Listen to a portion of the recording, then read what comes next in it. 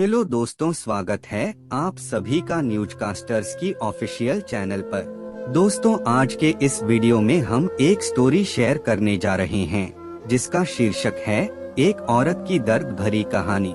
दोस्तों, इस कहानी को पूरा जरूर सुनिएगा और हमें कमेंट करके बताइएगा कि ये कहानी आपको कैसी लगी। चलिए शुरू करते हैं।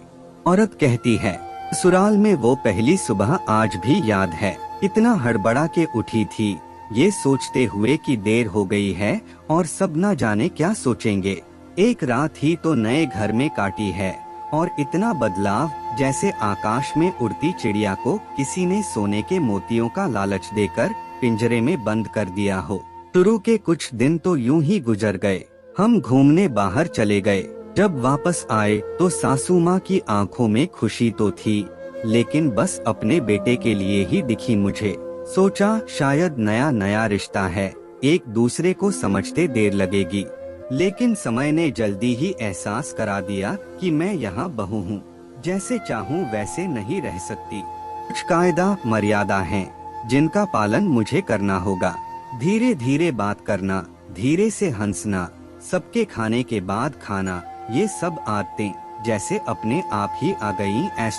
घर में माँ से भी कभी कभी ही बात होती थी। धीरे धीरे पीहर की याद सताने लगी। ससुराल में पूछा तो कहा गया अभी नहीं, कुछ दिन बाद। जिस पति ने कुछ दिन पहले ही मेरे माता पिता से ये कहा था कि पास ही तो है, कभी भी आ जाएगी, उनके भी सुर बदले हुए थे। अब धीरे धीरे समझ आ रहा था कि शादी कोई खेल नहीं, इसमें सिर्फ घर नहीं बदलता बल्कि आपका पूरा जीवन ही बदल जाता है। आप कभी भी उठ के अपने पीहर नहीं जा सकते। यहाँ तक कि कभी याद आए तो आपके पीहर वाले भी बिन पूछे नहीं आ सकते। पीहर का वो अल्हड़पन, वो बेबाक हंसना, वो जूठे मुंह रसोई में कुछ भी छू लेना, जब मन चाहे तब उठना, सोना, नहाना, सब बस अब यादें ही रह जाती हैं। अब मुझे समझ आने लगा था कि क्यों विदाई के समय सब मुझे गले लगाकर रो रहे थे।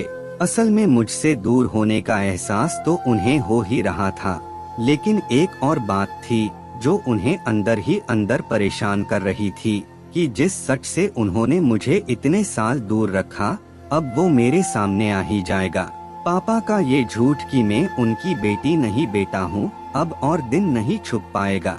उनकी सबसे बड़ी चिंता ये थी, अब उनका ये बेटा जिसे कभी बेटी होने का एहसास ही नहीं कराया था, जीवन के इतने बड़े सच को कैसे स्वीकार करेगा। माँ को चिंता थी कि उनकी बेटी ने कभी एक गिलास पानी का नहीं उठाया तो इतने बड़े परिवार की जिम्मेदारी कैसे उठाएगी। सब इस विदाई और मेरे पराये होने का मर्म जानते थे, सिवाय मेरे। इसलिए सब ऐसे रो रहे थे जैसे मैं डोली में नहीं, अर्थी में जा रही हूँ। आज मुझे समझ आया कि उनका रोना गलत नहीं था। हमारे समाज का नियम ही ये है, एक बार बेटी डोली में विदा हुई तो फिर वो बस मेहमान ही होती है घर की। फिर कोई चाहे कितना ही क्यों ना कह ले कि ये घर आज भी उसका है, सच तो ये है कि अब वो कभी भी यूं ही अपने उस घर जिसे मायका कहते हैं नहीं आ सकती। हजारों समस्याओं और परेशानी आने पर ही उसी को हल करना है, हंसते हुए, गम छुपाते हुए। क्या यह तपस्या से कम नहीं है? अनजान जगह को सुधार कर अच्छा बनाने का काम करना।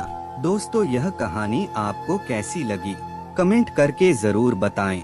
इसी तरह के वीडियो देखने के लिए चैनल को सब्सक्राइब करके ऑल पर सेट कर ले, ताकि जब भी कोई नया वीडियो आए उसकी जानकारी सबसे पहले आपको मिले। फिर मिलते हैं अगली वीडियो में, तब तक अपना ख्याल रखें।